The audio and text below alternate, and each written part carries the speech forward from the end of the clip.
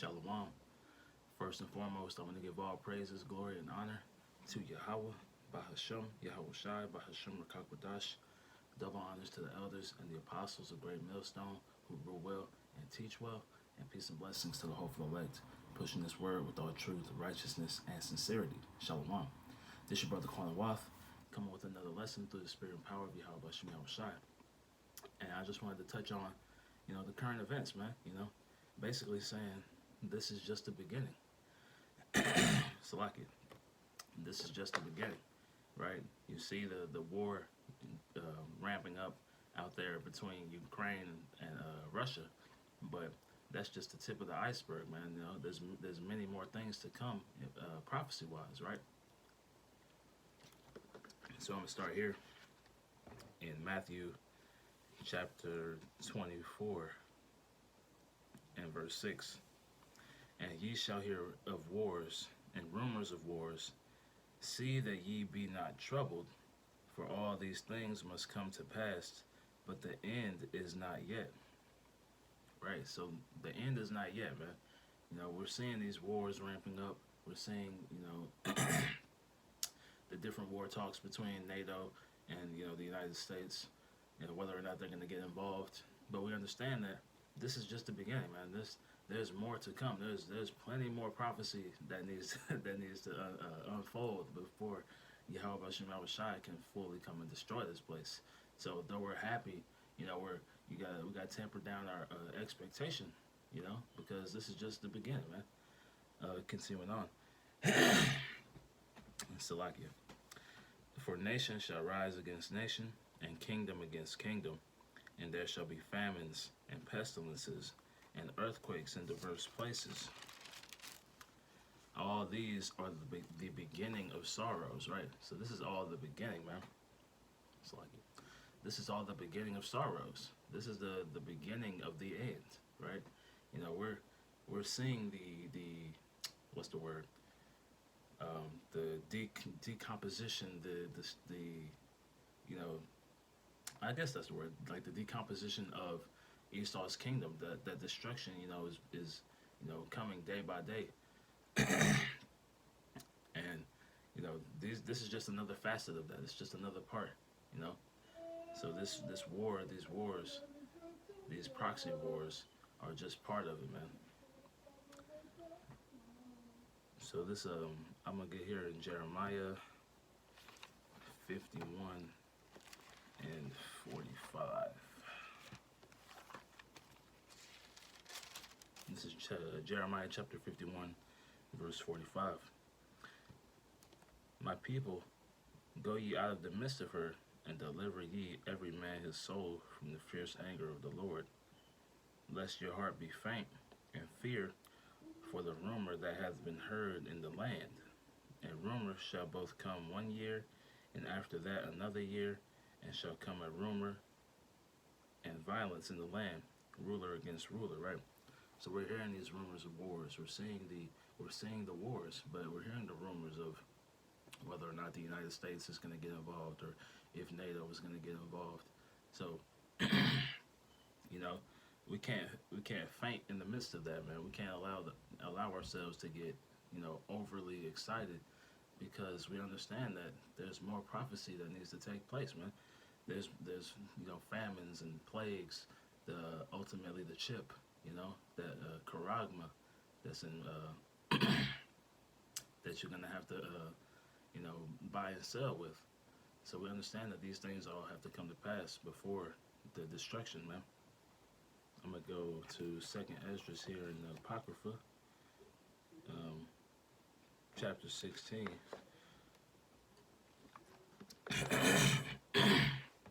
So like it, chapter 16. I'm gonna start here in verse 14. Behold, the plagues are sent, and shall not return again until they come upon the earth. The fire is kindled, and shall not be put out till it consume the foundation of the earth, right? So, these wars, these plagues, all these things are, this like the kindling, the beginning of the fire, right? This the little fire that's eventually going to build up into that great big, bonfire that sacrifice on the altar, so to speak. Um, verse 15, verse 16, it's like as an arrow which is shot of a mighty archer returneth not backward, even so the plagues that shall be sent upon the earth shall not return again, right? So once the Lord gets this ball rolling, as we see, this stuff is not going to return, right? It's not going back to normal. All these tensions between Russia and Ukraine were building up for years, and now that it's all kicked off, there's no going back. It's only forward from here. But we still understand that there's still steps that need to be taken in order for prophecy to be fulfilled.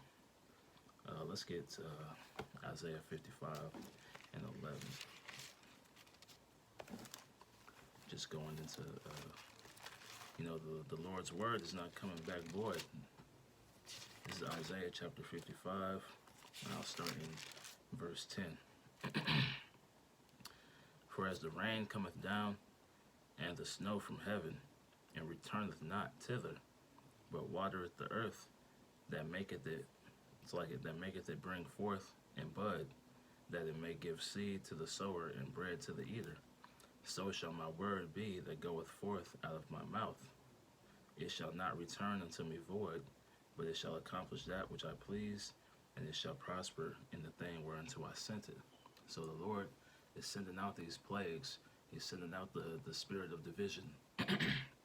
He's hardening the hearts of these rulers to go to war, and that's not going to return it to him void, man. It's not coming back, right? We're not going back to whatever pre-2020, all the pestilences and plagues that have, came across the world. We're not going back to that. It's all moving forward, man. Our prophecy is always moving forward. It never goes back. Let's get, I'll just quote it, Ezekiel 12, where, I'll grab it. Never mind, it's like it. This is Ezekiel 12, and I'll start in 20.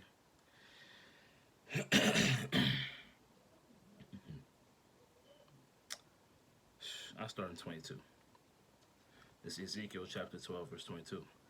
Son of man, what is that proverb that ye have in the land of Israel, saying, the days are prolonged, and every vision faileth? Tell them therefore, thus saith the Lord power, I will make this proverb to cease, and they shall no more use it as a proverb in Israel, but say unto them, the days are at hand, and the effect of every vision. Right, so the effect of all these prophecies are coming to pass, man. They're not going back, man. Like scriptures keep mentioning, there's no going back from the prophecies being sent out. The downfall of Esau's kingdom has already begun, and once that ball gets rolling, like a snowball rolling down a hill, man, it's just gonna keep getting bigger and bigger and bigger, man. There's no stopping it. Verse 24. For there shall be no more any vain vision or flattering divination within the house of Israel. So all these false prophecies, all these lies, these sweet words that these false prophets have, been teaching our people, that's gonna come to an end, because the true prophecies are gonna be made manifest, man, and there's gonna be no denying that. It's like it. For I am the Lord, I will speak, and the word that I shall speak shall come to pass. It shall be no more prolonged. For in your days, O rebellious house, will I say the word, and will perform it, saith the Lord power. Right, so the Lord's word is not going to come back unto him void, man. He spoke it through the prophets, and it's coming to pass, as we see. Again, the word of the Lord came unto me, saying, Son of man, behold, they of the house of Israel say, the vision that he seeth is for many days to come, and he prophesied of a time that is afar off, right? So the people that we tell these things to are like, this isn't going to happen in my lifetime. This is going to be my children's problem, right? I'm not concerned with this. But as we see, those people are being proved wrong day by day, right? They didn't believe that Russia would try to attack Ukraine, and they still don't believe that we're gonna be in World War III to the point where America's what's the word um, the American borders are gonna be flooded with foreign troops. Those Gurkha troops, those UN troops. It's gonna be all out war on American soil, man. But they don't believe that. They think that's for some far off time. Verse 28. Therefore, say unto them, thus saith the Lord power. There shall none of my words be prolonged any more, but the word which I have spoken shall be done, saith the Lord. So these prophecies are coming to pass, man. And we see just just the start, the start of these prophecies coming to pass with the chip, what's it called, infrastructure being established. We see Russia and Ukraine's war is going on, which is gonna be the catalyst for World War III eventually, and ultimately that's gonna be what they use to bring in that new world order, man. That to try to bring that new regime in, to bring that central bank digital currency in, and that's gonna go into the plagues and the pestilences, the famine, because it's gonna be a what's the a manufacturer's famine in the land, man. That because there's gonna be a lack of bread or a lack of access to bread or food. Let's go back to Second Ezra, and let's be in verse 17. Second Ezra 16 and 17. Woe is me, woe is me. Who will deliver me in those days? Right. So the coming pestilences and famines and what's the word, uprisings between the people, all the all these things, people are going to be like, woe is me, woe is me. Who can deliver me in those days, right? So who's going to be able to deliver you, right? Only Yahweh Hashem Yahushai, only the hedge of the Lord is going to be able to deliver you, man. Let's go to Isaiah 41 and 21. This is Isaiah 41 and 21. This is what the men of the Lord are telling our people, man. All right? Because they believe, they trust in Esau's system. They trust in their false idols, right? People idolize these celebrities. They idolize these money. They idolize all these different things. But it's going to come a time where the only thing that you're going to be able to believe in that can save you is Yahweh B'Hashem Yahushai. But this is what what we're going to be saying to these people, right? This is Isaiah 41 and 21. Produce your cause, saith the Lord. Bring forth your strong reasons, saith the King of Jacob. Let them bring forth and show us what shall happen. Let them show the former things what they be. We may consider them and know the latter end of them, or declare us unto the things to come. Right. So we're saying, let your idols come and declare these things. Let whatever your religion, your philosophy, let that proclaim these things, because nothing else is prophesying, man. None of these other books, none of these other philosophies, none of these religions can measure up with the prophecies that come out of the Holy Bible, right? And the men of the Lord who have been blessed with the eyesight to see and interpret these philosophies, starting with our elders and our apostles, that's who is going to be able to declare the things to come, man. That's why, we're out here on the highways and hedges, let me raising our voices up like trumpets, man, because we're trying to warn the people, that we're the watchmen. And, if the watchman doesn't warn, then the blood is going to be on his hands, and we don't want that blood on our hands. So we're warning the people of the things to come, and we're warning them that, we see what's going on in Russia, and we're warning them that this is just the beginning, man. The fact that you're getting to see this should be a alarm bells ringing off. That should be that, how they have like tornado sirens and things of that nature. That should be that warning that, hey, come back to the law, statutes, and commandments of Yahweh B'Hashem Yahushai, and do as you've been commanded, man. Obey the Lord, and you may be saved, man. You know, that's the only way to salvation in the first place, man. Let's go back to, um, actually, let's continue and grab a couple more scriptures, man. Let's go to Psalm 115. Because, you know, we're saying, who's going to deliver you in those days, man? According to 2nd Ezra 16 and 17. This is Psalm 115, and I'll start in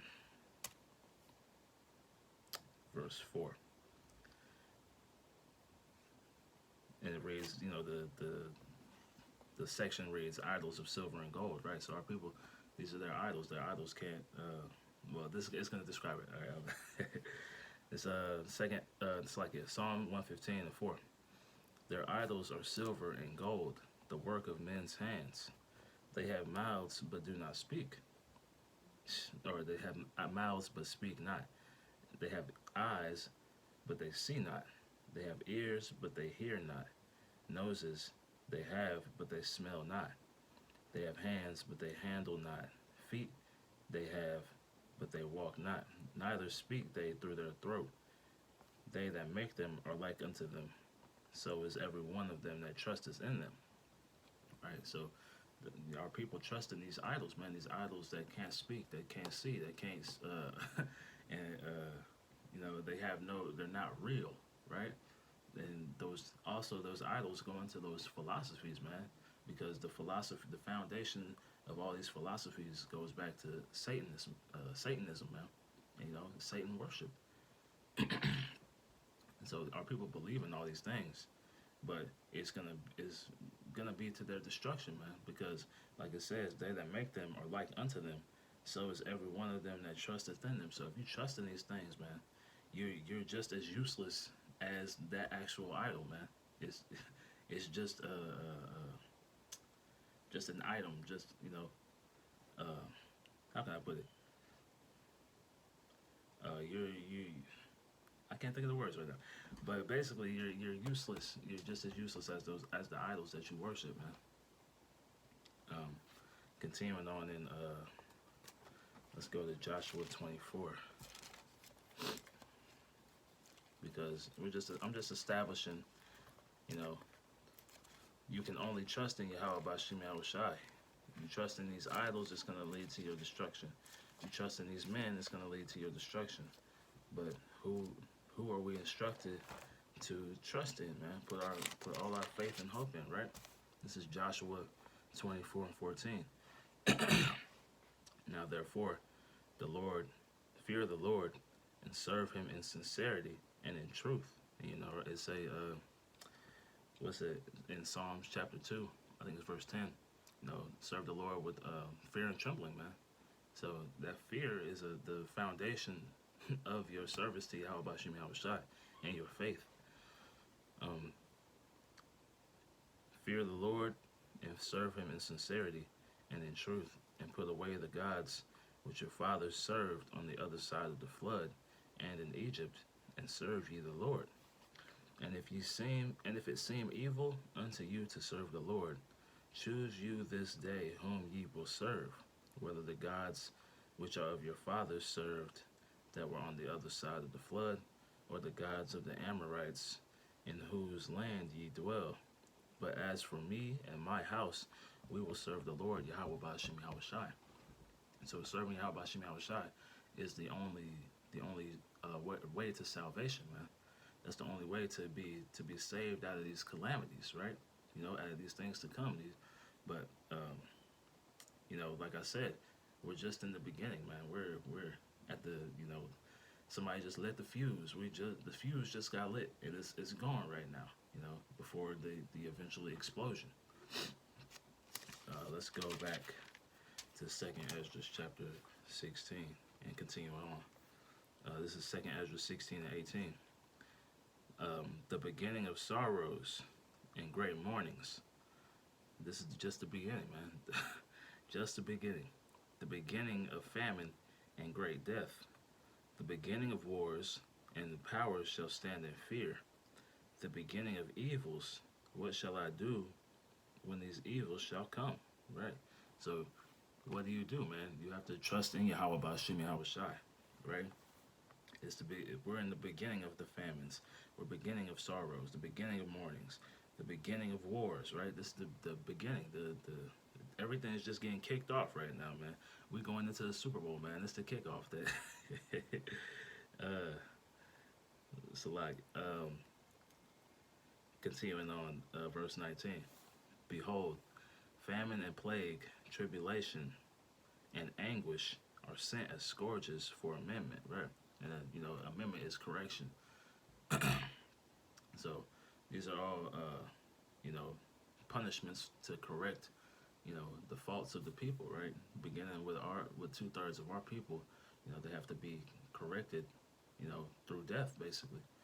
And they'll come back on the other side in their right mind with the laws, statutes, and commandments on their inward parts inside of them, man. So we won't be able to go off anymore. Lord willing, we be able to that 1/3 and that elect number that we don't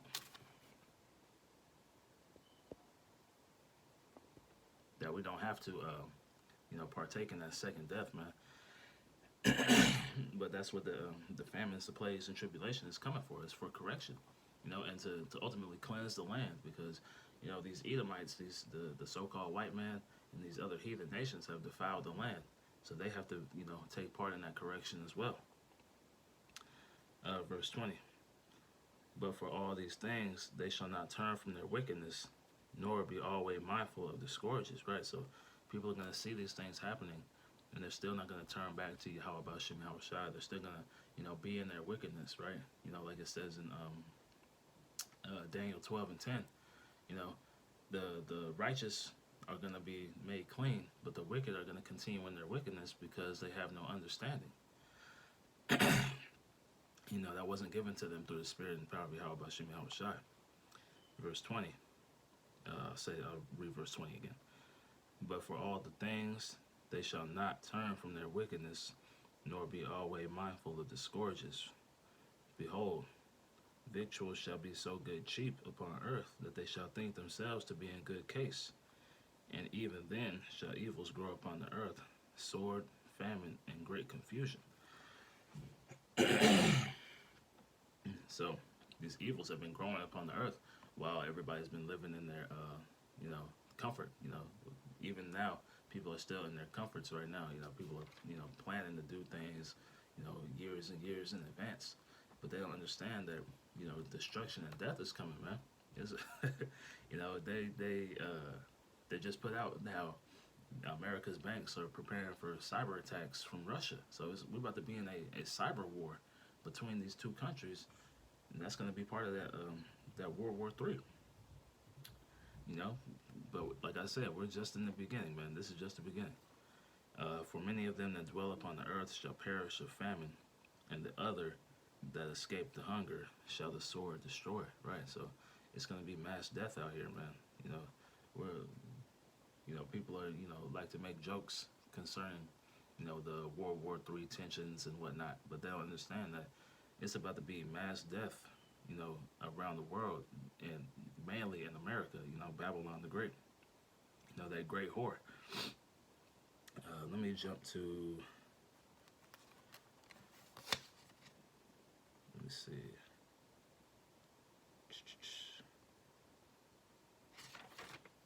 Salakia. Let's go to Jeremiah 30, because we're about to enter in the time of Jacob's trouble, man. That's another prophecy that hasn't even really began yet.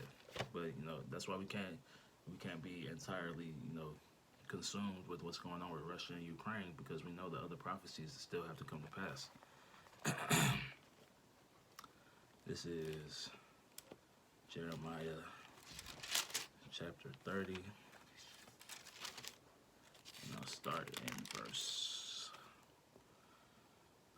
in verse 4, 5. Yeah, I'll start in verse 5. Jeremiah 30 and 5.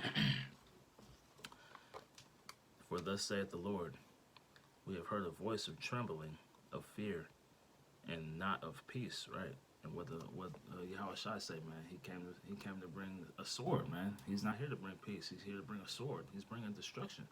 You know, he's here to take out 2/3 of the people who refuse to serve him, and take out the rest of these heathen, man, and save the elites to go into slavery. Um, as ye know, it's like it. As ye now and see whether a man, it's like it. Ask ye now and see whether a man doth travail with child. Wherefore I see every man with his hands on his loins as a woman in travail, and all their faces are turned to paleness, right? So it's going to be great fear, across the land. You're gonna, whether a man is in travail, man, with child. If you've heard a woman, you know, with those birth pains, that's the type of screaming and fear and what's the word? Uh, man, the afflictions of the heart, basically going through the world, man. That's what's going to be going through, as if all their faces turn to paleness, man. People, it's going to be terrifying times out here, man. And that's all stuff that's still to come, man. All prophecy is still to come. Verse 7. Alas, for this day is great, so that none is like it. It is even the time of Jacob's trouble, but he shall be saved out of it. Right, so the elect will be saved out of Jacob's trouble. We're still going to have to go through it.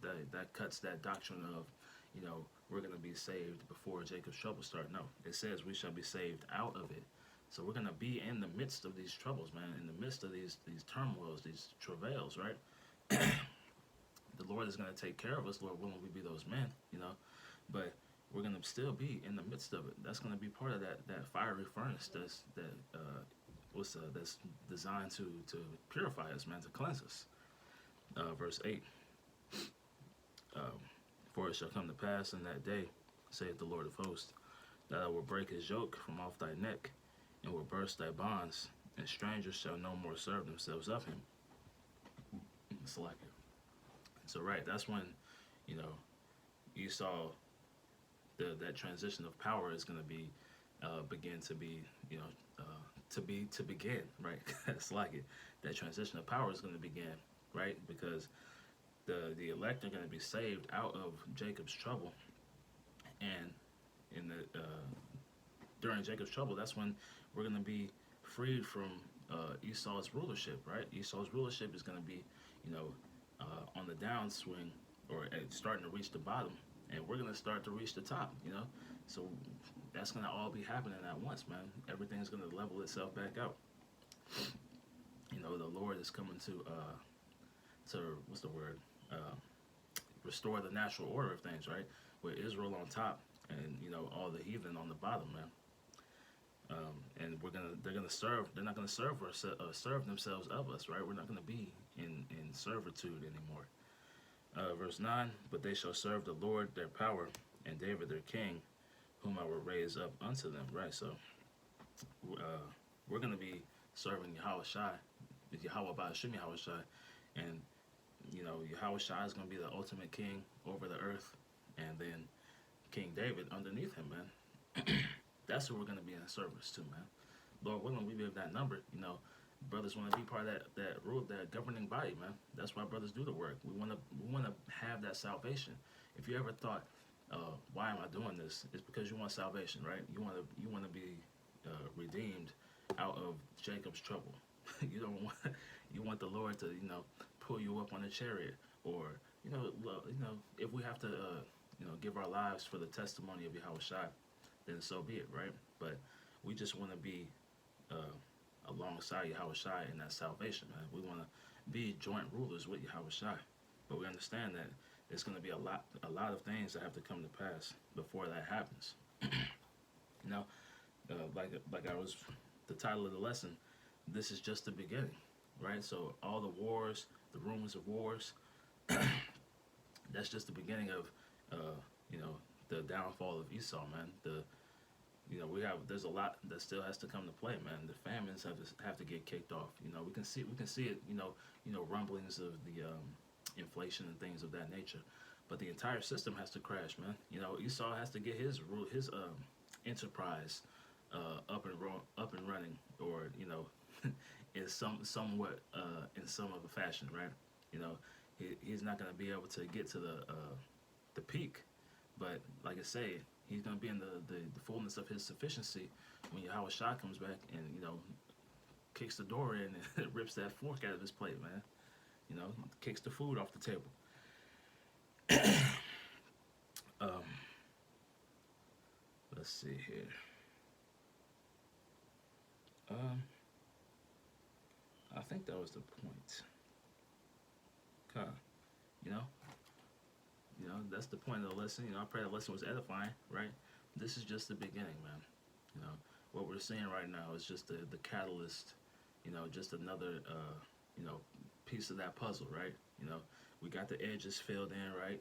And now, how about Shemel Shai is using the spirit to just put the little pieces where they go, man. The puzzle's not done yet. It's still pieces that still have to come into play. But the Lord is he's speeding things up for the elect's sake, right? And we can see that through the spirit, that all these things are happening, through the spirit and power of Yahweh Shemel Shai. But there's still more to come, right? This is just the beginning. So I pray that lesson was edifying through the spirit and power of Yahweh Shemel Shai. I want to close by giving all praises, glory, and honor to Yahweh, by Hashem, Yahweh Shai, by Hashem, Kakwadash. It's like double honors to the elders and the apostles of Great Millstone who rule well and teach well, and peace and blessings to the hopeful elect, pushing this word with all truth, righteousness, and sincerity. Shalom, wa, kwame asherala, wa, abba, baba. DTA soon. We almost home. Shalom.